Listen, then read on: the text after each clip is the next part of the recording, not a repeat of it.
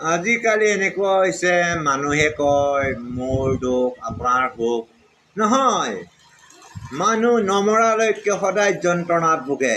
সেইকাৰণে মিৰ্জা গালিবে কৈছিল ৰাতি নোপোৱালৈকে চাকি যেনেকৈ জ্বলি থাকিব লাগে চাকি বন্তি, সেইদৰে মানৱ জীৱনৰ যন্ত্ৰণাও মৃত্যুৰ আগেয়ে অন্ত নপৰে।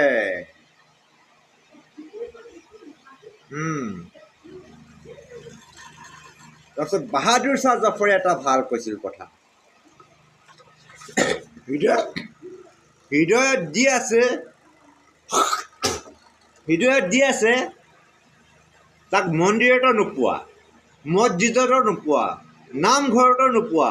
সেই হৃদয়ত যদি একো নাথাকে তেন্তে জানিবা যে ক'তোৱে একো নাই। Thank U.